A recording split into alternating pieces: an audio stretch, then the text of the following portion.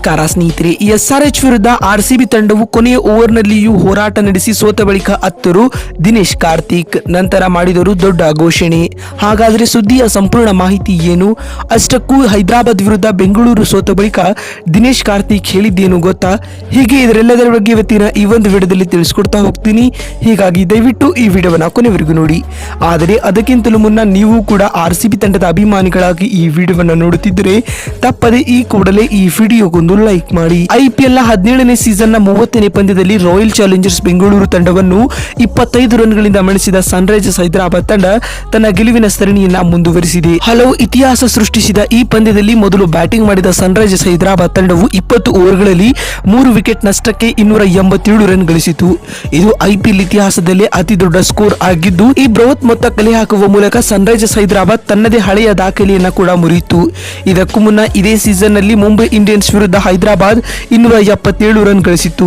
ಈ ಗುರಿಗೆ ಉತ್ತರವಾಗಿ royal Challengers Bengaluru ತಂಡ ಕೂಡ 200ಕ್ಕೂ ಹೆಚ್ಚು ರನ್ ಗಳಿಸಿದರಾದರೂ ಕೂಡ ತಂಡವು ಗೆಲುವಿನ ದಡ ಮುಟ್ಟಲು ಸಾಧ್ಯವಾಗಲೇ ಇಲ್ಲ.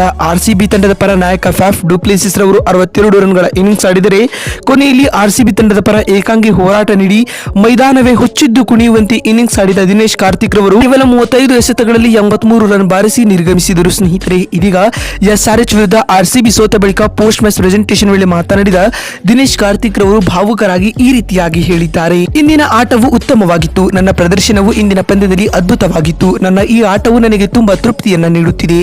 ಆದರೆ ಇಂದಿನ ಪಂದ್ಯದಲ್ಲಿ RCB ತಂಡದ ಬೌಲರ್ಗಳು ತೀರಾ ಕಳಪೆಯಾದ ಆಟವನ್ನ ಆಡಿದ್ದಾರೆ. 280ಕ್ಕೂ ರನ್ ಹೊಡೆಸಿಕೊಳ್ಳುವುದೆಂದರೆ ಅದು ನಿಜಕ್ಕೂ ತಮಾಷೆಯ ವಿಚಾರ ಅಲ್ಲವೇ ಅಲ್ಲ.